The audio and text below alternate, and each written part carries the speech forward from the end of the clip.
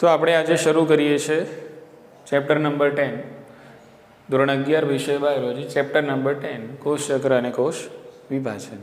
નવું ચેપ્ટર છે, નવું ક્લાસરૂમ, નવું બોર્ડ. બરાબર. જોઈએ હવે ચેપ્ટરમાં શું ભણવાનું છે આજે આપણે જોઈ લઈશું અને પાઠ પ્રવેશ આજે આપણે કરી લઈશું. ઓકે, તો સમજવાનો પ્રયત્ન કરીએ. સૌથી પહેલા આપણે વાત કરવાની છે વૃદ્ધિથી શરૂ કરીશું. વૃદ્ધિ. ઓકે, તો આપણે સજીવોની અંદર જોઈએ છે કે સજીવોની અંદર એક લાક્ષણિકતા રહેલું છે અને લાક્ષણિકતાનું નામ છે વૃદ્ધિ. વૃદ્ધિ કરવી ઓબ્વિયસ છે. કોઈ પણ સજીવ હોય એને જો વૃદ્ધિ કરવી હોય તો એની અંદર રહેલા કોષો અથવા તો એની અંદર એક જ કોષ કેમ ના રહેલો હોય તો એને કરવું પડે વિભાજન. શું કરવું પડે? વિભાજન.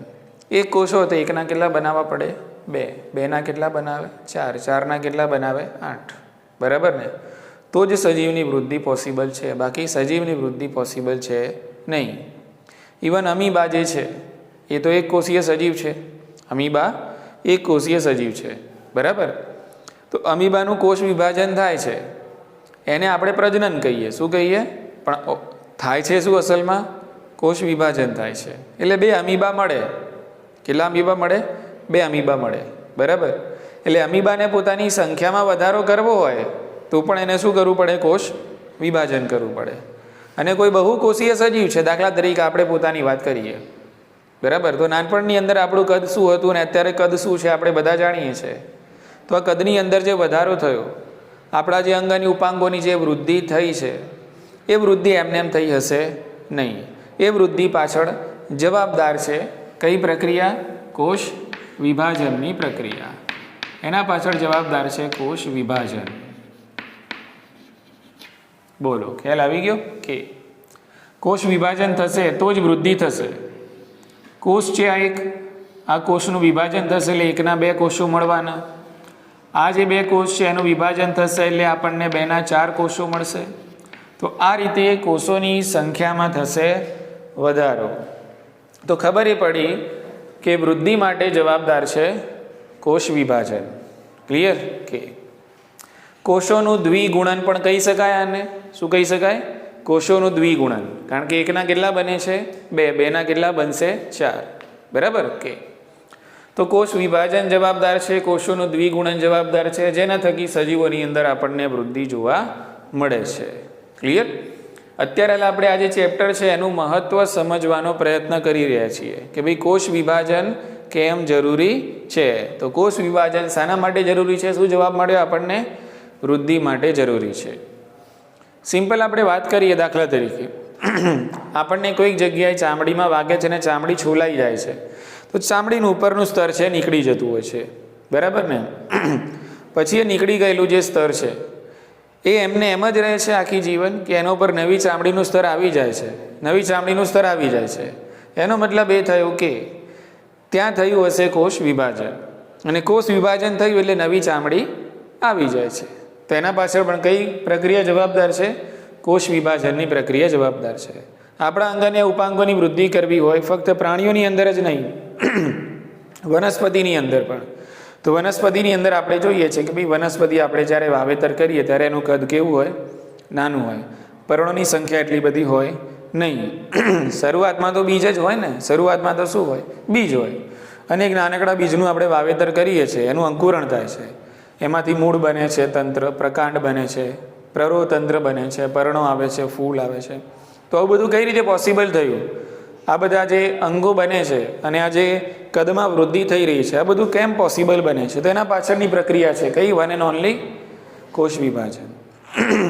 જો કોષ વિભાજન ના થાય તો એકના 2 કોષો બને નહીં, સજીવની વૃદ્ધિ થાય નહીં. એટલે કોષ વિભાજન શાના માટે જવાબદાર છે? વૃદ્ધિ માટે જવાબદાર છે.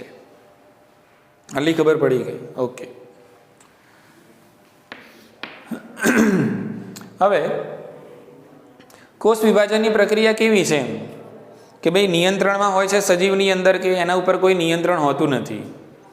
તો કોષ વિભાજનની જે પ્રક્રિયા છે એ હાઈલી રેગ્યુલેટેડ હોય છે. કેવી હોય છે? Highly regulated. ખૂબ જ નિયંત્રિત પ્રક્રિયા છે.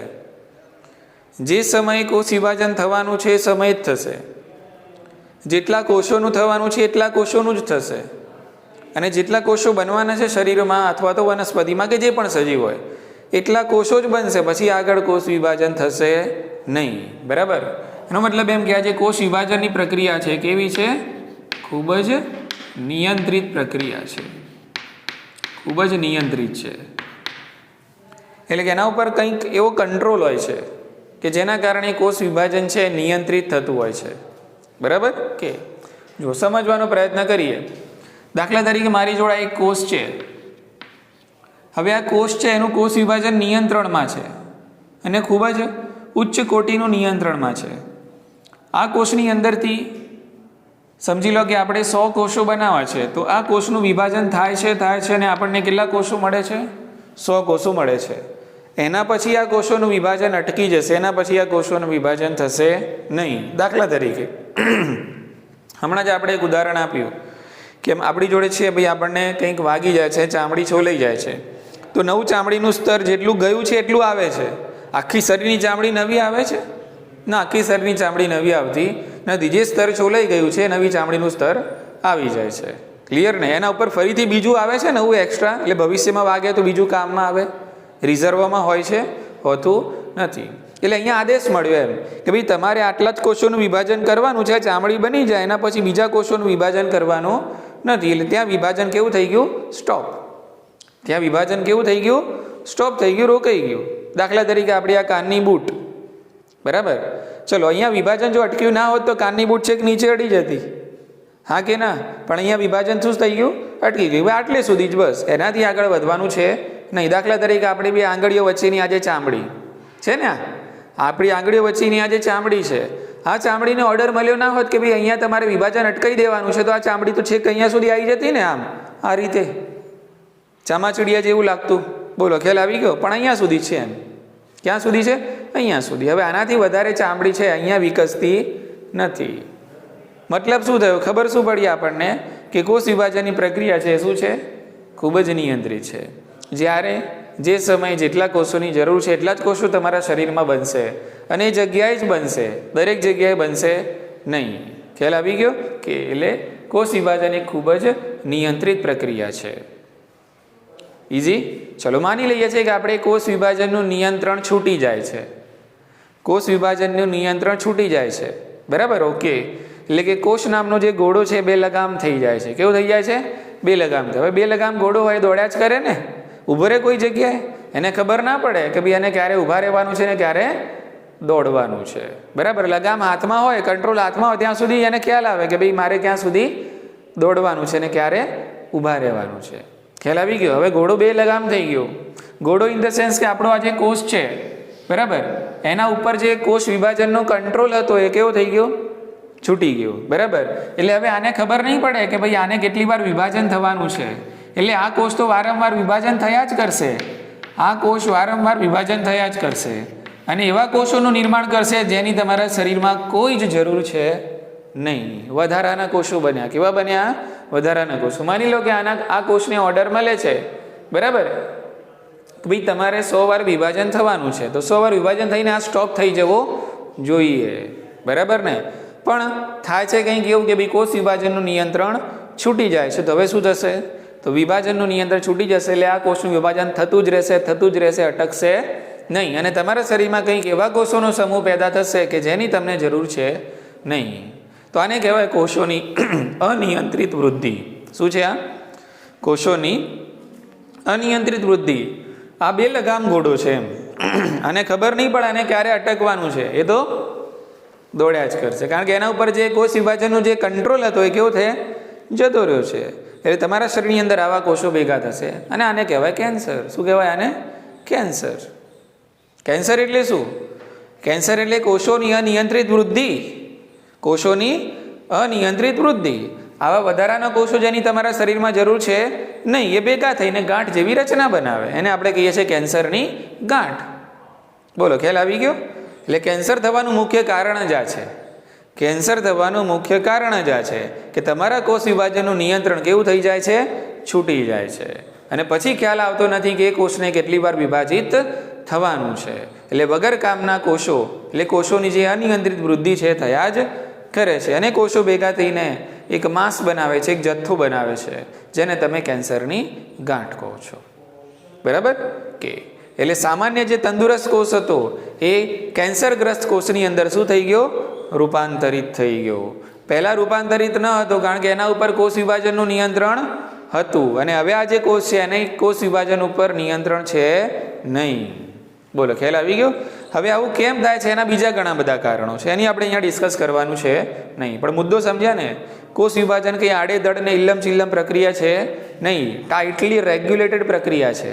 તમારા શરીરમાં જ્યાં જેટલા કોષો બનવા જોઈએ એટલા કોષો જ બનશે, પછી બનશે નહીં. બોલો, ખ્યાલ આવી ગયો? ઓકે, સમજી લો કે ભાઈ મગજના ચેતાકોષો, તો મગજના ચેતાકોષો એકવાર આવી ગયા એટલે આવી ગયા, અને જો ડેમેજ થઈ ગયા તો બીજો ચેતાકોષ વિભાજન પામે જ નહીં આખી જિંદગી. ચેતાકોષોનું ફરી ક્યારે વિભાજન થાય નહીં. નવા ચેતાકોષો, સમજી લો કે ભાઈ કોઈ ચેતા તમારી ડેમેજ થઈ ગઈ, સમજી લો કે ભાઈ દ્રષ્ટિ ચેતા ડેમેજ થઈ ગઈ, તો ગઈ એટલે ગઈ, વાત પૂરી. નવી દ્રષ્ટિ ચેતા નવા કોષોનું સર્જન થઈને બને નહીં. એટલે અમુક કોષોનું તો આજીવન વિભાજન થાય જ નહીં. એકવાર મળી ગયા ને જીવનમાં એટલે મળી ગયા, પછી બીજી વાર આવે નહીં. અમુક કોષોનું વિભાજન આજીવન ચાલતું જ રહે એમ. અમુક કોષોનું વિભાજન કેવું હોય? ચાલતું જ રહે એમ. કોષો જૂના છે જાય ને નવા છે બનતા જ રહે. અમુક કોષોનું વિભાજન કેવું હોય કે જ્યારે જરૂર પડે ત્યારે જ થાય, જરૂર પૂરી થાય એટલે કોષોનું વિભાજન બંધ થઈ જાય. ખ્યાલ આવી ગયો? એટલે રેગ્યુલેશન છે. શું છે આ પ્રક્રિયાનું? એક રેગ્યુલેશન છે. અને પ્રક્રિયા કેમ જરૂરી છે ખબર પડી ગઈ? શાના માટે? વૃદ્ધિ માટે. વૃદ્ધિ કરવી હોય તો કોષ વિભાજન તમારે કરવું પડે. બીજા ઘણા બધા એના મહત્વ છે, આપણે પછી જોઈશું. આટલી તમને ખબર પડી ગઈ? ઓકે, હા કે ના એમ કહો? ઇઝી? વધી આગળ. તો કોષ વિભાજન શું છે આપણને ખબર પડી. કોષ ચક્રની વાત કરી લઈએ. બરાબર? ઓકે, કોષ ચક્ર એટલે શું? જો અહીંયા જો મારી જોડે એક કોષ છે, બરાબર? આ કોષમાંથી આ થાય છે કોષ વિભાજન, એટલે અહીંયા મને 2 કોષ મળે છે. હવે આ કોષનું પણ થાય છે અહીંયા કોષ વિભાજન, અહીંયા મને દરેકમાંથી 2 કોષો મળતા જાય છે આવી રીતે. ક્લિયર? ઓકે, તો કોષ ચક્ર એટલે શું? તો કોષ ચક્ર એટલે બીજું કંઈ જ નહીં, પણ આ કોષનું જે વિભાજન થાય છે ત્યાંથી લઈને કે એનું જે બીજું સફળ વિભાજન છે, આ બંને વચ્ચેનો જે સમયગાળો છે એને કહેવાય કોષ ચક્ર. આને શું કહીશું આપણે? કોષ ચક્ર. કોષમાં 2 સફળ કોષ વિભાજન વચ્ચેના સમયગાળાને શું કહે છે? કોષ ચક્ર કહે છે.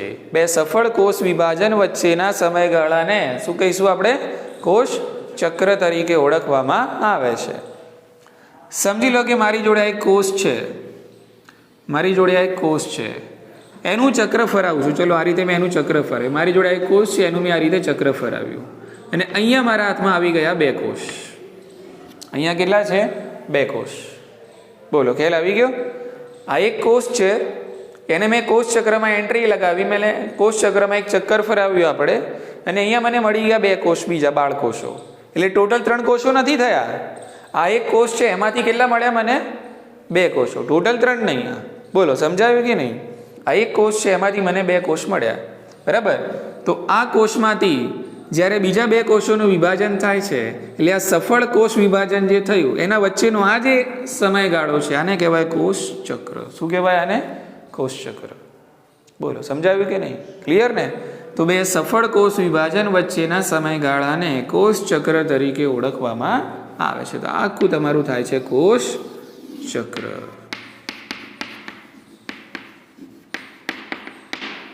બોલો, ઇઝી? ઓકે, કોષ વિભાજન શું છે એ તો એના નામ ઉપરથી જ ખબર પડી જાય છે. કોષ ચક્ર શું છે એ પણ ખબર પડી ગઈ. ઓકે, તો 2 સફળ કોષ વિભાજન વચ્ચેનો સમયગાળો એને કોષ ચક્ર તરીકે ઓળખવામાં આવે છે. કોષ ચક્ર કેમ જરૂરી છે, કોષ વિભાજન કેમ જરૂરી છે, એ મુદ્દા આપણી સામે થઈ ગયા ક્લિયર. ક્લિયર? હવે નાની હલકી ફુલકી વાતો કરી લઈએ કે શું કોષ ચક્રનો સમયગાળો દરેક સજીવમાં સરખો હોય છે? તો જવાબ છે ના. કોષ ચક્રનો સમયગાળો દરેક સજીવની અંદર સરખો હોતો નથી. ક્લિયર? આપણે મનુષ્યની વાત કરીએ, બરાબર, તો મનુષ્યની અંદર આ કોષ ચક્રનો જે સમયગાળો છે, બરાબર, મનુષ્યની આપણે વાત કરીએ તો મનુષ્યમાં કોષ ચક્રનો જે સમયગાળો છે એ 24 અવર્સ છે, એટલે કે 24 કલાક. બોલો, ખ્યાલ આવી ગયો? યીસ્ટની તમે વાત કરો, યીસ્ટ, બરાબર, ઓકે, તો યીસ્ટનો જે કોષ વિભાજનનો સમયગાળો છે 90 મિનિટ. 90 મિનિટ. એ જ રીતે બેક્ટેરિયાની તમે વાત કરો, બરાબર. બેક્ટેરિયા એવા સજીવો છે, સૌથી ઝડપી કોષ વિભાજન પામતા સજીવો છે. સૌથી ઝડપી કોષ વિભાજન પામતા સજીવો છે બેક્ટેરિયા. કે તો બેક્ટેરિયાનો મોટા મોટી કોષ વિભાજનનો જે સમયગાળો, એટલે એમનો જે કોષ ચક્રનો સમયગાળો છે એ છે 20 મિનિટ. કેટલો છે? 20 મિનિટ. બોલો, સમજાય છે? ઓકે. તો કોષ ચક્રનો જે સમયગાળો છે એ દરેકમાં સરખો હોતો નથી. કોષ ચક્રનો સમયગાળો વિવિધ સજીવોની અંદર અલગ અલગ જોવા મળે છે. મનુષ્યમાં 24 કલાક છે. યીસ્ટની અંદર 90 મિનિટ્સ એટલે 90 મિનિટ એટલે 1.5 કલાક છે. અને બેક્ટેરિયાની અંદર ફક્ત કેટલો છે? 20 મિનિટ છે. એટલે 20 મિનિટમાં 1 લાખના 2 લાખ થઈ જાય બેક્ટેરિયા. 20 જ મિનિટમાં કેટલા થઈ જાય? બીજી 20 મિનિટની અંદર 2ના 4 લાખ થઈ જશે. જ્યારે આપણા મનુષ્યના કોષોની અંદર વિભાજન કરવાનો સમયગાળો કેટલો છે? 24 અવર્સ, 24 કલાક.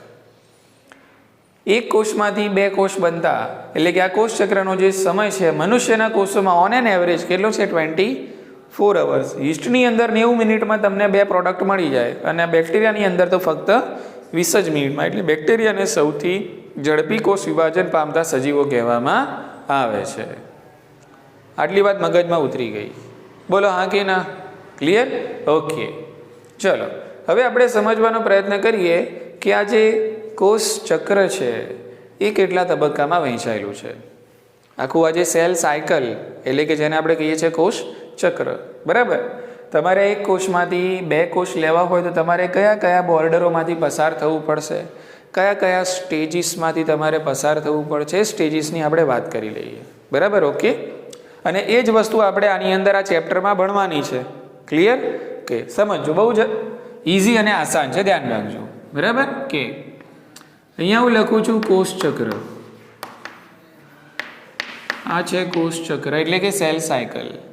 તો કોષ ચક્રને મિત્રો આપણે મુખ્યત્વે 2 તબક્કામાં વહેંચીએ છીએ, બરાબર. કે એક જે છે એને કહીશું આપણે આંતરાવસ્થા, એકને કહીશું આપણે આંતરાવસ્થા, અને બીજો જે તબક્કો છે એને કહેવાય છે એમ તબક્કો.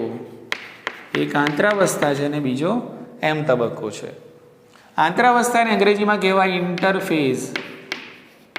ઇન્ટરફેઝ, બરાબર. ઓકે. અને એમ તબક્કો કેમ કહેવાય છે એની પછી આપણે વાત કરીએ. આટલી ખબર પડી ગઈ? ઓકે. એટલે આ જે કોષ છે એને હું આ જે કોષ છે એને ફરતો છે કે અહીંયા સુધી લાવું છું, આટલે સુધી. ઓકે. તો અહીંયાથી અહીંયા સુધીનો જે સમયગાળો છે આ સમયગાળો, બરાબર. ઓકે. આ છે મારી આંતરાવસ્થા. આ છે આંતરાવસ્થા. બોલો, ખ્યાલ આવી ગયો? ઓકે. અને અહીંયાથી અહીંયા સુધીનો જે સફર છે, બરાબર, આ છે તમારો એમ તબક્કો. આ છે એમ તબક્કો. ઇઝી? મતલબ શું થયો કે ભાઈ આપણે કોષ ચક્રને કેટલી મુખ્ય અવસ્થાઓમાં વહેંચી દીધી? 2 તબક્કામાં વહેંચ્યા મુખ્યત્વે. એક છે આંતરાવસ્થા જેને કહેવાય છે ઇન્ટરફેઝ. આટલે સુધી શું છે? ઇન્ટરફેઝ. આટલેથી આટલે સુધી કયો તબક્કો છે?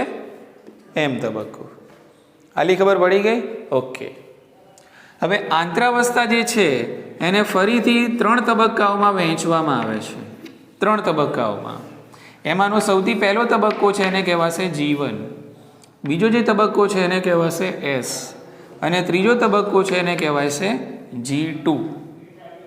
એક જીવન તબક્કો છે, બીજો એસ તબક્કો છે અને ત્રીજો G2 તબક્કો છે. ખ્યાલ આવી ગયો? ઓકે. જીવનનો મતલબ થાય છે ગેપ 1. જીવન એટલે ગેપ 1 કહેવાશે. એસ કેમ કહેવાય છે? એટલે એસ ફોર સિન્થેસિસ. સિન્થેસિસ એટલે નિર્માણ થવું. એસ ફોર સિન્થેસિસ અને સિન્થેસિસ એટલે નિર્માણ થવું. અને G2 એટલે આને કહેવાય ગેપ 2. G2 એટલે ગેપ 2. આ ગેપ 1 કેમ છે, આ ગેપ 2 કેમ છે અને સિન્થેસિસ કેમ છે પછી આપણે ડિટેલમાં જ્યારે તબક્કા જોઈએ એ વખતે ચર્ચા કરીએ. ક્લિયર ને? ઓકે. અત્યારે ખાલી આટલું ઓળખી લો તમે. આંતરાવસ્થાના કેટલા તબક્કા? 3 તબક્કા. G1, S અને G2. ક્લિયર છે? ઓકે. તો આંતરાવસ્થાને 3 ભાગમાં વહેંચી દઉં. ચલો અહીંયા સુધી. આ છે તમારું જીવન. બરાબર. આ છે તમારો S તબક્કો અને આ છે તમારો કયો તબક્કો? G2 તબક્કો. G1 S અને G2. તો G1 plus S plus G2 is equal to આંતરાવસ્થા. બોલો ખ્યાલ આવી ગયો? ઓકે. તો આંતરાવસ્થાને મુખ્યત્વે 3 તબક્કાની અંદર વહેંચવામાં આવે છે. હવે આપણે વાત કરીએ છીએ M તબક્કાની. હવે આપણે વાત કરીશું M તબક્કાની. તો આંતરાવસ્થામાં શું થાય છે? તો આંતરાવસ્થામાં આ 3 પેટા તબક્કાઓમાં કંઈક એવા ફેરફારો થાય છે કે જેના કારણે કોષ ક્યાં પહોંચી શકે? M તબક્કામાં પહોંચી શકે. એટલે M તબક્કામાં જવાની તૈયારીઓ બધી કઈ અવસ્થામાં થશે? આંતરાવસ્થામાં થશે. M તબક્કામાં એન્ટ્રી કરવાની બધી જ તૈયારીઓ કઈ અવસ્થામાં થવાની છે? આંતરાવસ્થામાં થવાની છે. એટલે એકવાર આંતરાવસ્થા તમારી ક્લિયર એટલે તમારા માટે દરવાજા ઓપન થઈ ગયા. કયા તબક્કામાં પ્રવેશવાના? M તબક્કામાં પ્રવેશવાના. બોલો ખ્યાલ આવી ગયો? ઓકે. હવે અહીંયા M તબક્કામાં શું થશે? તો M તબક્કામાં થશે કોષ કેન્દ્ર વિભાજન. M તબક્કામાં શું થવાનું છે? કોષ કેન્દ્ર વિભાજન. એટલે કોષ વિભાજનમાં એટલે કોષ વિભાજનની જે પ્રક્રિયા છે એની અંદર સૌ પ્રથમ થશે કોષની અંદર રહેલા કોનું વિભાજન? કોષ કેન્દ્રનું વિભાજન. બરાબર. ઓકે. સમજો હવે અહીંયા થાય છે કોષ કેન્દ્ર વિભાજન. હવે કોષ કેન્દ્ર વિભાજન છે એ 2 પ્રકારનું આપણને જોવા મળે છે. બરાબર. એકને કહેવાય છે સમભાજન. એકને કહીશું આપણે સમભાજન અને બીજું છે અર્ધીકરણ. એક સમભાજન છે અને બીજું છે અર્ધીકરણ. ખ્યાલ આવી ગયો?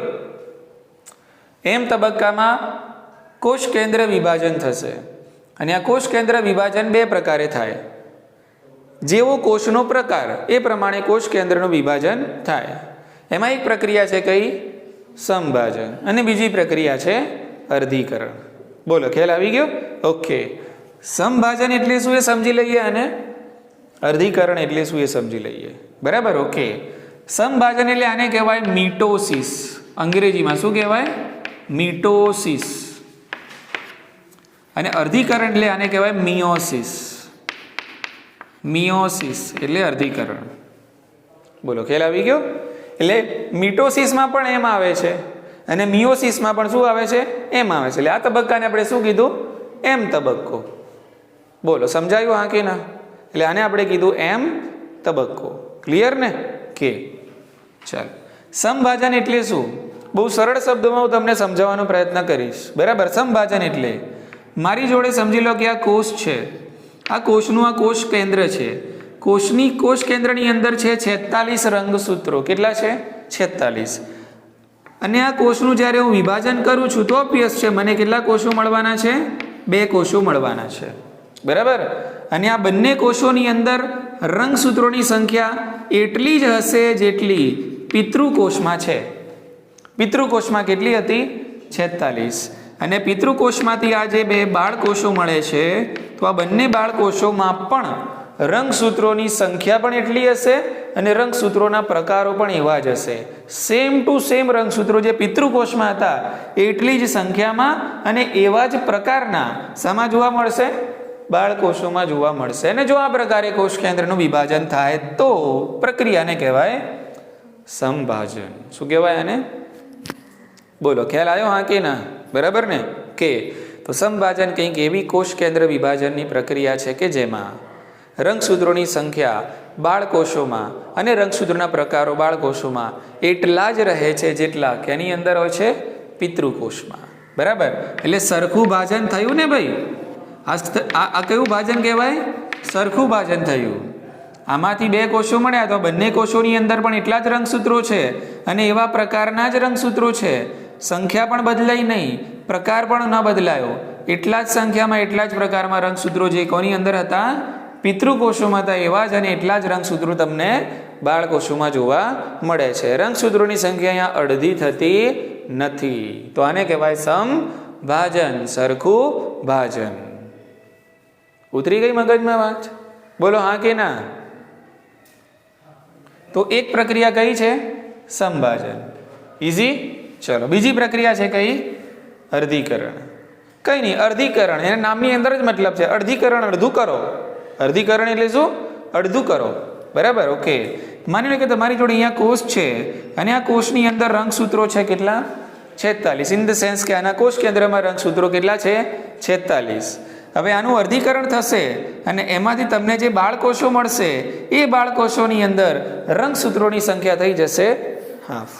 એટલે આની અંદર આવશે 23, આની અંદર આવશે 23. બોલો, સમજાયું? હા કે ના? ક્લિયર ને? ઓકે. તો આ જે પ્રક્રિયા છે આને કહીશું આપણે અર્ધીકરણ એટલે કે મિયોસિસ. બોલો, સમજાયું?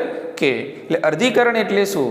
તો અર્ધીકરણ એવી એક પ્રક્રિયા છે કોષ વિભાજનની અથવા તો કોષ કેન્દ્ર વિભાજનની કે જેમાં રંગસૂત્રોની સંખ્યા બાળકોષોની અંદર પિતૃકોષો કરતાં કેવી થઈ જાય છે? અડધી થઈ જાય છે. તો જો આ પ્રકારે વિભાજન થાય તો પ્રક્રિયાને કહીશું આપણે અર્ધીકરણ. ઉતરી મગજમાં વાત? ઓકે. હવે સમજો, ધ્યાન રાખો. પ્રક્રિયા કોઈ પણ થાય, સમભાજન થાય કે અર્ધીકરણ થાય. હા, સમભાજનથી કોષનું વિભાજન થાય તોય ભલા અને અર્ધીકરણથી કરવું હોય તોય ભલા. ક્લિયર ને? પણ આંતરાવસ્થા તો દરેકમાં થવાની જ. આંતરાવસ્થા તો દરેકમાં થવાની જ. બરાબર. માની લો કે મારી જોડે હોય એ નામનો કોષ છે તો એ પણ આંતરાવસ્થામાંથી પસાર થવાનો. પછી એ કોષનો પ્રકાર છે, એ કોષનો જે પ્રકાર છે એના આધારે નક્કી થશે કે એ કોષનું હવે સંભાજન કરવાનું છે કે અર્ધીકરણ. બાકી થવાનું તો બધામાં પહેલા શું? આંતરાવસ્થા. આંતરાવસ્થામાંથી તો કોષને પસાર થવું જ પડશે. પછી અહીંયા નક્કી થશે કે હવે શું કરવાનું, એનું સંભાજન કરવાનું કે પછી અર્ધીકરણ. બોલો, ઉતરી ગઈ મગજમાં વાત? ઓકે, ચાલો સમજીએ હવે આગળ ને ફટાફટ મુદ્દો અને લેક્ચર બંને પૂરા કરી દઈએ. આટલી વાત સમજમાં આવી ગઈ? ઓકે. હવે આપણે આગળ વધીએ. હવે જોઈએ આપણે સંભાજન. તો સંભાજન છે કયા કોષમાં થાય એમ? બરાબર, ઓકે. તો સંભાજન છે એ આપણને જોવા મળે છે દૈહિક કોષોમાં. દૈહિક કોષોનું શું થાય? સંભાજન થાય. એટલે માની લો કે તમારી જોડે એક દૈહિક કોષ છે. કયો છે? દૈહિક કોષ છે. બરાબર. દૈહિક કોષનું તમે એક વિભાજન કરો છો, કોષ ચક્રમાં તમે નાખો છો તો અહીંયા આંતરાવસ્થા તો થવાની જ. પણ હવે જે વિભાજન થશે દૈહિક કોષનું એ કઈ પ્રક્રિયા પ્રમાણે થશે? સંભાજન પ્રમાણે થશે. ખ્યાલ આવી ગયો? ઓકે. એટલે એના કોષ કેન્દ્રનું જે વિભાજન છે એ સંભાજનની પ્રક્રિયાથી થશે. એટલે દૈહિક કોષોમાં શું જોવા મળે છે? સંભાજન જોવા મળે છે. જ્યારે જનન કોષો, કયા કોષો? જનન કોષો. જનન કોષો એટલે એવા કોષો કે જેની અંદરથી નર અને માદા જન્યુઓ બને છે. બરાબર. શુક્રકોષ અને અંડકોષ જે કોષોમાંથી બને છે એ કોષોમાં કયા પ્રકારનું વિભાજન જોવા મળે? તો અર્ધીકરણ. બોલો, સમજાયું? હા કે ના? બરાબર ને? જનન કોષો. માની લો કે મારી જોડે એક કોષ છે, આ જનન કોષ છે. આમાંથી બનાવવા છે શુક્રકોષો. આમાંથી શું બને છે? શુક્રકોષો. તો આ જનન કોષનું શું થશે? અર્ધીકરણ થશે. અર્ધીકરણ થશે પછી મને શું મળશે? શુક્રકોષ. બરાબર. એટલે આની અંદર 46 રંગસૂત્રો છે પણ શુક્રકોષોમાં કેટલા હોય છે? 23 હોય છે. 23 શુક્રકોષના અને 23 અંડકોષના ભેગા થાય એટલે ફલિતાંડમાં પાછા આવી જાય કેટલા? 46 રંગસૂત્રો. અને એનું વિભાજન થાય એટલે દ્વિકીય સજીવ પેદા થાય. બોલો, ખ્યાલ આવી ગયો? કે એટલે અહીંયા બે મુદ્દા સમજવાના હતા. પહેલા બીજા ઘણા બધા તફાવત છે એ પછી ડિસ્કસ કરીશું, પણ અત્યારે આ લેવલે આપણે જે જરૂરી છે એ નક્કી કરી લઈએ પહેલા. બરાબર. તો સંભાજન છે કોનું થાય? દૈહિક કોષોનું શું થાય? સંભાજન. એટલે દૈહિક કોષોના કોષ કેન્દ્રનું વિભાજન આ પ્રકારે જોવા મળશે. એટલે દૈહિક કોષ હશે તો પહેલા એની શું થવાની? આંતરાવસ્થા. એમાં થવાનું જીવન S અને G2. પછી એ કયા તબક્કામાં પ્રવેશ કરશે? M તબક્કા. આમને જો દૈહિક કોષ હશે તો એના કોષ કેન્દ્રનું વિભાજન કઈ પ્રક્રિયાથી થશે? સંભાજનથી. એટલે એના જ્યારે બે કોષો મળશે તો એમાં રંગસૂત્રોની સંખ્યા એટલી જ હશે જેટલી શામાં હતી? પિતૃ કોષમાં હતી. બોલો, ખ્યાલ આવી ગયો? ઓકે. અને સંભાજનના અંતે તમને બે જ કોષો મળે. કેટલા કોષો મળે? બે. બોલો, ખ્યાલ આવી ગયો? ઓકે. અર્ધીકરણમાં કયા કોષો હશે? જનન કોષો. અહીંયા માની લો કે મારી જોડે છે જનન કોષ. જનન કોષને લઈ જાઉં છું એનું પણ પહેલા શું થવાનું? જીવન S અને G2. અને જનન કોષ હશે તો M તબક્કામાં પ્રવેશ કરશે. પણ એ જનન કોષના કોષ કેન્દ્રનું વિભાજન કઈ પ્રક્રિયાથી થશે? અર્ધીકરણની પ્રક્રિયાથી થાય છે. અને યાદ રાખવાનું, અર્ધીકરણની પ્રક્રિયા થાય એટલે પરિણામમાં તમને 2 નહીં પણ 4 કોષો મળે. કેટલા મળશે? 4 કોષો. મારી જોડે અહીંયા એક જનન કોષ છે, તો અર્ધીકરણની પ્રક્રિયા ફૂલ એન્ડ ફાઇનલ થઈ જાય એટલે મારી જોડે હશે એક જનન કોષમાંથી કેટલા શુક્રકોષો? 4 શુક્રકોષો. ઉતરી મગજમાં વાત? એટલે અર્ધીકરણની પ્રક્રિયાથી 4 કોષો મળે અને 4 કોષોમાં રંગસૂત્રોની સંખ્યા પિતૃકોષો કરતા અડધી થઈ જશે. બરાબર ને? જનન કોષમાં કેટલી છે? 46. પણ એના પછી અર્ધીકરણના કારણે જે રિઝલ્ટ મળે છે કોષોમાં, એ કોષોની અંદર રંગસૂત્રોની સંખ્યા થઈ જાય છે 23. ઉતરી મગજમાં વાત? ઓકે. એટલે દૈહિક કોષ હશે તો કઈ રીતે વિભાજન કરશો? સંભાજનની પ્રક્રિયાથી. અને જનન કોષ હશે તો અર્ધીકરણની પ્રક્રિયાથી. અહીંયા રંગસૂત્રોમાં બાળકોષોમાં કોઈ ફરક પડશે નહીં. સંખ્યા બી એટલી જ રહેશે અને પ્રકાર પણ એવા જ રહેશે. અહીંયા શું થશે? સંખ્યા કેવી થઈ જશે? અડધી થઈ જશે. બોલો, ખ્યાલ આવી ગયો? અને પ્રકાર પણ શું થશે? બદલાશે. ખ્યાલ આવી ગયો? કઈ પ્રક્રિયાથી બદલાય છે પછી ડિટેલમાં જોવાનું છે. ક્લિયર? ચાલો હવે ચલો માની લઈએ સંભાજન થાય છે. શું થાય છે? દૈહિક કોષ છે અને શું થાય છે? સંભાજન થાય છે. તો સંભાજનને તમારે 4 તબક્કામાં વહેંચવામાં આવે છે. કેટલા તબક્કામાં? સંભાજનને 4 તબક્કામાં વહેંચવામાં આવે છે. તો આ જે સંભાજન છે એને હું 4 તબક્કામાં અહીંયા વહેંચી દઉં છું. બરાબર? કે પહેલો તબક્કો છે એને કહેવાશે પૂર્વાવસ્થા. શું કહેવાશે આને? હા. બીજો તબક્કો છે એને કહેવાય ભાજનાવસ્થા. બરાબર? ત્રીજો તબક્કો છે એને કહેવાય ભાજનોત્તરાવસ્થા.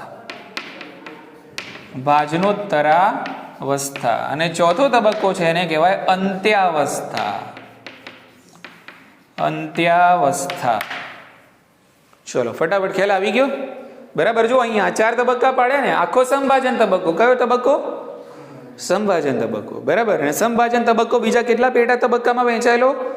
4 તબક્કામાં. એ 4 તબક્કાના નામ, એકનું નામ પૂર્વાવસ્થા એટલે પ્રોફેઝ. શું કહેવાય? પ્રોફેઝ. અંગ્રેજીમાં લખતો નથી હું. પ્રોફેઝ. ભાજનાવસ્થા, મેટાફેઝ. કયો ફેઝ? હા, ભાજનોત્તરાવસ્થા. બરાબર? ઓકે. એનાફેઝ. કયો? એનાફેઝ. અંત્યાવસ્થા એટલે કે ટીલોફેઝ. બોલો, ખ્યાલ આવી ગયો?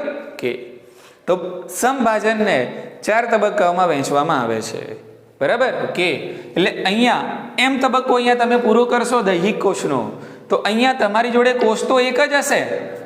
કોષ તો કેવો હશે? કોષ એક જ હશે, પણ કોષ કેન્દ્રો 2 હશે.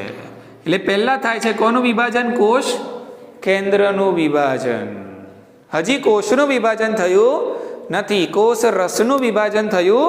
કોનું વિભાજન થયું? કોષ કેન્દ્રનું વિભાજન થયું. બોલો, ખ્યાલ આવ્યો? હા કે ના? બરાબર. હવે આ 4 તબક્કાઓ પૂરા થાય એટલે આ સંભાજન પૂરું થાય એટલે અહીંયા એક નાનકડી અવસ્થા અહીંયા આવે છે. બરાબર? ઓકે. એ અવસ્થાને કહેવાય કોષ રસ વિભાજન. શું કહેવાય એને?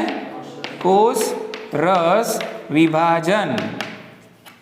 એને કહેવાય સાઇટોકાઇનેસિસ. શું કહેવાય આને? સાઇટોકાઇનેસિસ. થોડી ઝડપ રાખશું આપણે, મુદ્દો અધૂરો ના રહી જાય એટલા માટે. સાઇટોકાઇનેસિસ. બોલો, ખ્યાલ આવી ગયો? એટલે મારી જોડે છે દૈહિક કોષ. શું છે મારી જોડે? દૈહિક કોષ. મારે એનું કોષ ચક્ર પૂરું કરવું છે તો હું લઈ ગયો એને જીવનમાં. ક્યાં લઈ ગયો? પછી ક્યાં લઈ ગયો? એસ. પછી G2. પછી એમ તબક્કો આવ્યો. દૈહિક કોષ છેલ્લે થશે સંભાજન. શું થશે?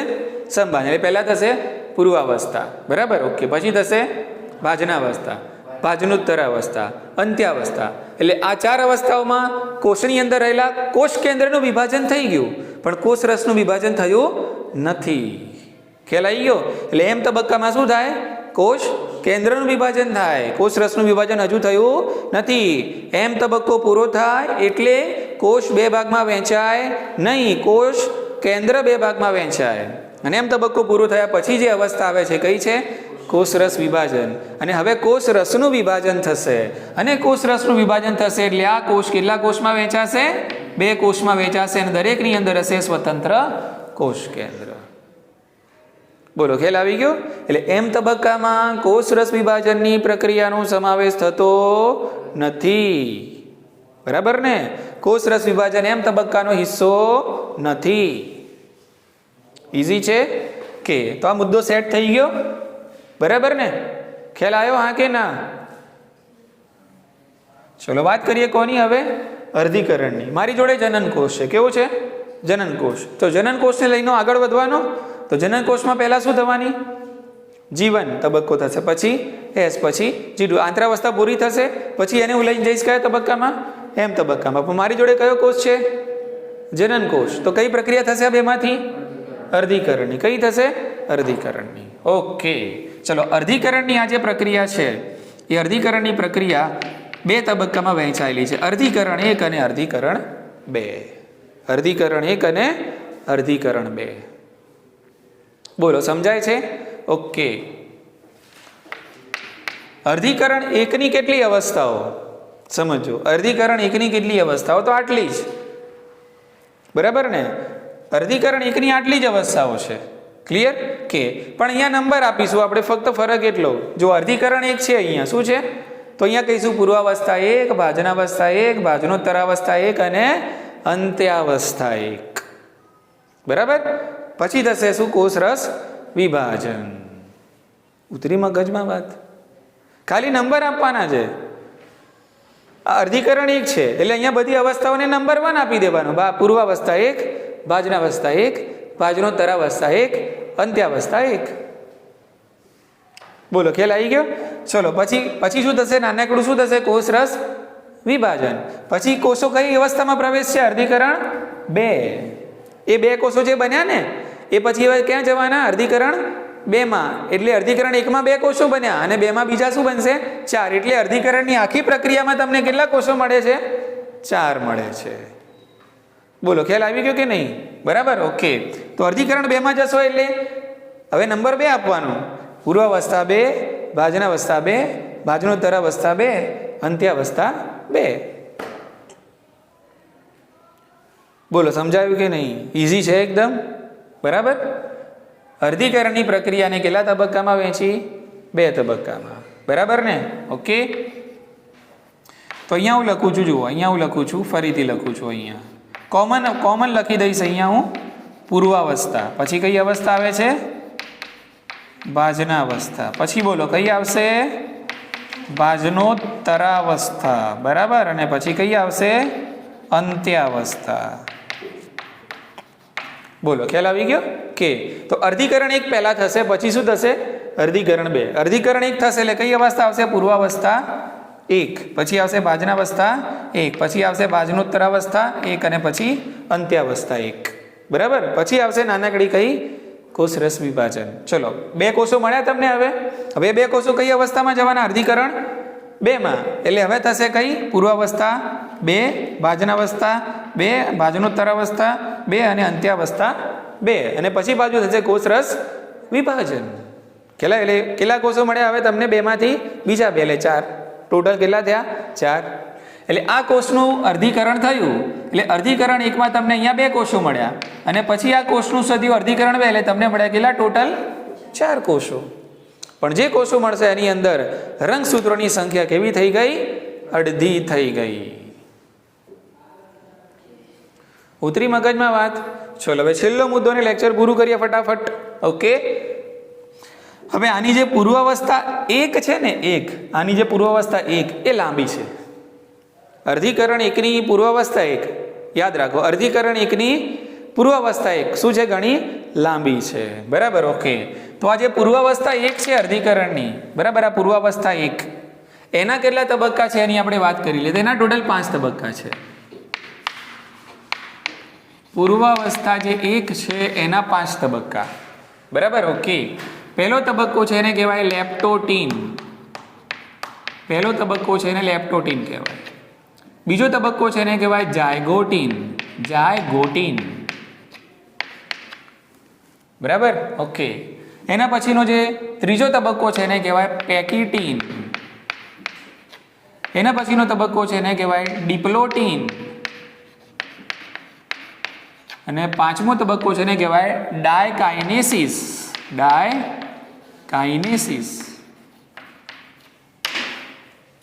બોલો, સમજાણું? ઓકે. તો અહીંયા અર્ધીકરણ 1 ની અવસ્થા છે. અર્ધીકરણ 1 ની કઈ અવસ્થા? પૂર્વાવસ્થા 1. ખબર પડી ને? તો પૂર્વાવસ્થા 1 ની અંદર આટલી અવસ્થાઓ જોવા મળે. લેપ્ટોટીન જાયગોટીન, પેકિટીન, ડિપ્લોટીન અને ડાયકાઇનેસિસ. બરાબર. આ 5 પૂરી થાય ને પછી કોષ જાય કઈ અવસ્થામાં? ભાજનાવસ્થા 1માં. ખબર પડી આ કે ના? પછી જાય ભાજનાવસ્થા 1, પછી 2, અરે કે ભાજનોત્તરાવસ્થા 1 અને અંત્યાવસ્થા 1. પછી કોષ રસ વિભાજન થાય, પછી જાય કાંઈ કોષ અર્ધીકરણ 2માં, પછી શરૂ થાય કઈ? પૂર્વાવસ્થા 2. પછી પૂર્વાવસ્થા 2માં આવા કોઈ સ્ટેજ નથી, ફક્ત શામાં છે? પૂર્વાવસ્થા 1માં જ છે. બોલો, ખ્યાલ આવી ગયો ને? ઓકે. એટલે હવે સાંભળો, આપણે આ ચેપ્ટરમાં ભણવાનું શું છે. બરાબર. તો આ ચેપ્ટરની અંદર આપણે ડિટેલમાં જોવાનું છે. પહેલાં શું સમજીશું આપણે? આંતરાવસ્થા. અહીંયા ધ્યાન રાખો, પહેલાં સમજી લો. આ છે શું? આંતરાવસ્થા. તો આ જે આંતરાવસ્થા છે એની અંદર આપણે સમજીશું કે આંતરાવસ્થામાં કયા પ્રકારના ચેન્જીસ કોષમાં થાય છે, જીવન તબક્કામાં કયા ફેરફારો થાય છે, એસ તબક્કામાં શાનું નિર્માણ થાય છે, જીડુ તબક્કાનું મહત્વ શું છે, આમાં શું ફેરફારો થાય છે, એના વિશે ડિટેલમાં આપણે ચર્ચા કરવાની. એટલે 3 તબક્કાનું નોલેજ આપણે લઈશું. એટલે શાનું નોલેજ લઈશું આપણે? આંતરાવસ્થાનું. બોલો, ક્લિયર? ચલો, એ પૂરું થશે પછી આપણે સમજી લો કે સમભાજન થાય છે. તો પૂર્વાવસ્થાની ડિટેલમાં સમજીશું. કોને? ભાજનાવસ્થાને સમજીશું, ભાજનોત્તર અવસ્થાને સમજીશું અને અંત્યાવસ્થાને છેલ્લે સમજીશું. કઈ અવસ્થા? કોષ રસ વિભાજન. ક્લિયર ને? એટલે તો આટલી અવસ્થાઓ આપણે ભણવાની. તો કયું શું પૂરું થઈ જશે? સમભાજન. પછી ભણીશું શું? અર્ધીકરણ. એટલે અર્ધીકરણમાં પણ શું થવાનું? આંતરાવસ્થા. એટલે આંતરાવસ્થા ફરીથી ભણવાની જરૂર છે નહીં. એ અર્ધીકરણ થાય કે સમભાજન થાય, બધામાં કેવી હોય? સરખી જ હોય. એટલે એકવાર ભણી લીધી આગળ એટલે પૂરું થઈ ગયું. હવે ભણવાનું છે શું? અર્ધીકરણ 1. એની અંદર પણ આ બધી અવસ્થાઓ છે જ, પણ એમાં ખાલી ચેન્જીસ શામાં આવે છે? પૂર્વાવસ્થા 1માં. તો પૂર્વાવસ્થા 1ની આ બધી અવસ્થાઓને ડિટેલમાં સમજવાની.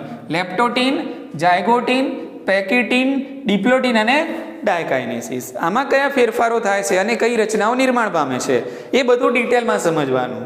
ક્લિયર ને? એના પછીની જે અવસ્થાઓ છે અહીંયા ધ્યાન રાખો. એના પછી પૂર્વાવસ્થા 1 પૂરી થઈ ગઈ. આ 5 અવસ્થાઓ ભણી ગયા તમે. એના પછીની આ ભાજનાવસ્થા 1, ભાજનોત્તર અવસ્થા 1, અંત્યાવસ્થા 1. બરાબર. એના પછી પૂર્વાવસ્થા 2, ભાજનાવસ્થા 2, ભાજનોત્તર અવસ્થા 2 અને અંત્યાવસ્થા 2. આ બધી અવસ્થાઓ મોટી આના જેવી જ હોય છે. એટલે આ અવસ્થાઓ સમજતા વાર લાગશે નહીં. એટલે ટોટલ ડિટેલમાં કેટલું સમજવાનું છે ખાસ આપણે? તો આપણે ખાસ ડિટેલમાં સમજવાનું છે G1, S, G2. પછી સમજશું શું? પૂર્વાવસ્થા, ભાજનાવસ્થા, ભાજનોત્તર અવસ્થા અને અંત્યાવસ્થા અને કોષ રસ વિભાજન. પછી ડિટેલમાં શું સમજવાનું? લેપ્ટોટીન, જાયગોટીન, પેકિટીન, ડિપ્લોટીન અને ડાયકાઇનેસિસ. બાકી અહીંયા જે પાછી અવસ્થાઓ આવે છે એ તો કોના જેવી છે આપણે આગળ સમજી ગયા ને એ પ્રકારની છે. એટલે આ સમજતા પછી વાર લાગશે નહીં. ક્લિયર ને? ઓકે. તો આટલી અવસ્થાઓ આપણે પૂરી કરીશું તો આપણું ચેપ્ટર થઈ જશે પૂરું, જેનું નામ છે કોષ ચક્ર અને કોષ વિભાજન. ઇઝી?